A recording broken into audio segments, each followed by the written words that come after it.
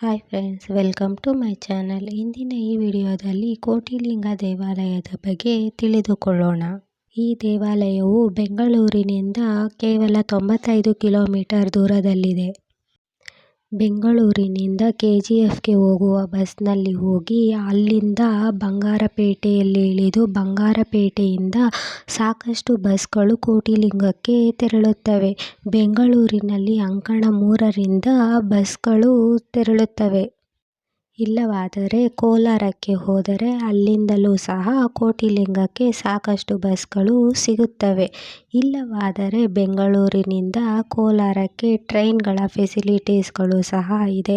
ಅದರ ಮೂಲಕವಾಗಿಯೂ ಸಹ ನಾವು ಕೋಟಿಲಿಂಗಕ್ಕೆ ತೆರಳಬಹುದು. ಕೋಟಿಲಿಂಗ ದೇವಾಲಯಕ್ಕೆ ಒಂದೇ ದಿನದಲ್ಲಿ ಹೋಗಿ ಬರಬಹುದಾಗಿದೆ. ಬಸ್ನಲ್ಲಿ ಒಬ್ಬರಿಗೆ 99 ರೂಪಾಯಿಗಳು ಬಸ್ ಚಾರ್ಜ್ ಆಗುತ್ತದೆ.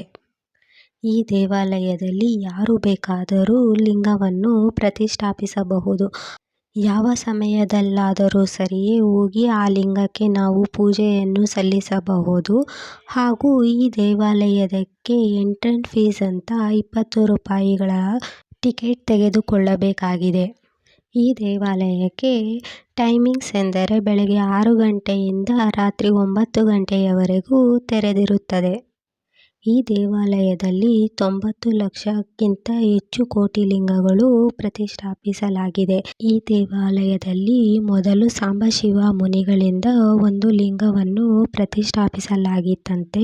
ಆ ನಂತರ ಬಂದ ಭಕ್ತಾದಿಗಳು ತಮ್ಮ ಹರಕೆಯನ್ನು ಹೊತ್ತಿ ಹರಕೆಗಳು ಈಡೇರಿದ ನಂತರ ಲಿಂಗಗಳನ್ನು ಪ್ರತಿಷ್ಠಾಪಿಸಿದ್ದಾರಂತೆ.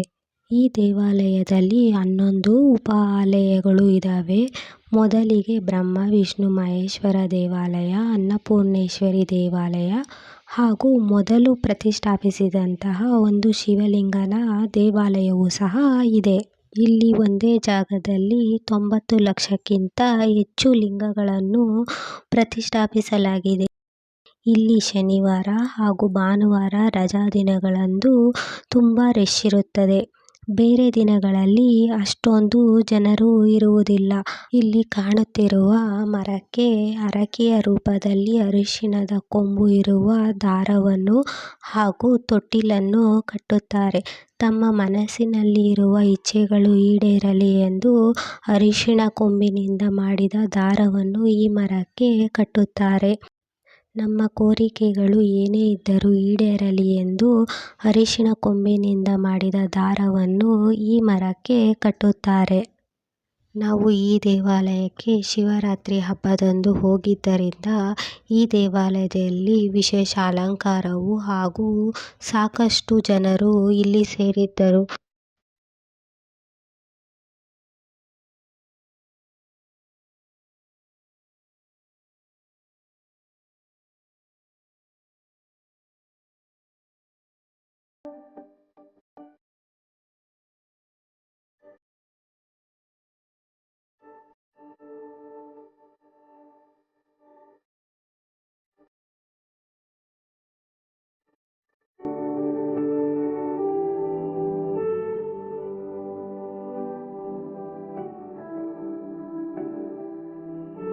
ಇಲ್ಲಿ ಮತ್ತೊಂದು ವಿಶೇಷತೆ ಏನೆಂದರೆ 108 ಅಡಿ ಎತ್ತರದ ಶಿವಲಿಂಗವೂ ಇದೆ ಹಾಗೂ ಅದರ ಎದುರುಗಡೆ 33 ಅಡಿ ಎತ್ತರದ ಬಸವಣ್ಣನನ್ನು ಪ್ರತಿಷ್ಠಾಪಿಸಲಾಗಿದೆ.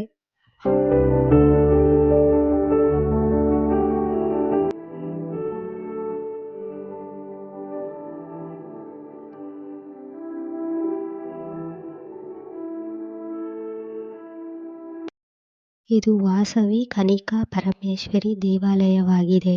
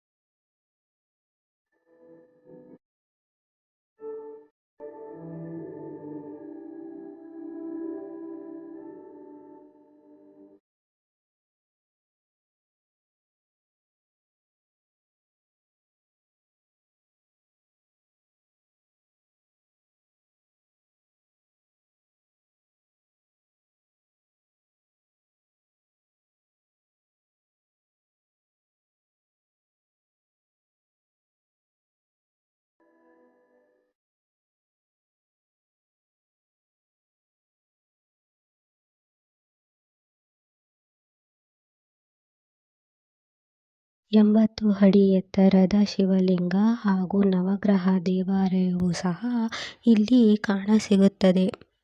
ಶಿವಲಿಂಗದ ಸುತ್ತಲೂ ನವಗ್ರಹಗಳ ಚಿಕ್ಕ ಚಿಕ್ಕ ದೇವಾಲಯವೂ ಸಹ ಇಲ್ಲಿ ಕಾಣಸಿಗುತ್ತದೆ.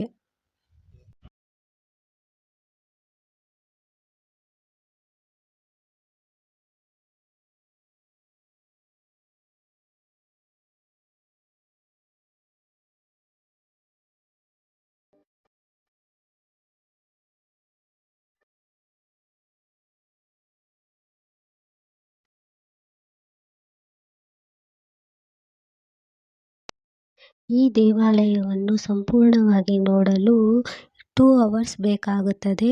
ಈ ದೇವಾಲಯವನ್ನು ಪೂರ್ತಿಯಾಗಿ ನೋಡಿಕೊಂಡು ಹೊರಗಡೆ ಬರುವ ಸಮಯದಲ್ಲಿ ನಮಗೆ ಶಾಪಿಂಗ್ಗಳಿಗೆ ಬೇಕಾದಂತಹ ಎಲ್ಲ ತರಹದ ಲಿಂಗಗಳು ಸಹ ಇಲ್ಲಿ ಸಿಗುತ್ತದೆ. ನಾವು ಲಿಂಗಗಳನ್ನು ಹಾಗೂ ಮನೆಗೆ ಬೇಕಾದಂತಹ ಆಟಿಕೆಗಳನ್ನು ಸಹ ಇಲ್ಲಿ ತೆಗೆದುಕೊಳ್ಳಬಹುದು. ಎಕ್ಸಿಟ್ ಆಗುವ ಜಾಗದಲ್ಲಿ ಇದು ದೊರೆಯುತ್ತದೆ. ನಿಮಗೆ ಈ ವಿಡಿಯೋ ಇಷ್ಟವಾಗಿದೆ ಎಂದುಕೊಳ್ಳುತ್ತೇನೆ. ಮುಂದಿನ ವಿಡಿಯೋದಲ್ಲಿ ಸಿಗೋಣ. ಅಲ್ಲಿವರೆಗೂ ಬಾಯ್ ಫ್ರೆಂಡ್ಸ್.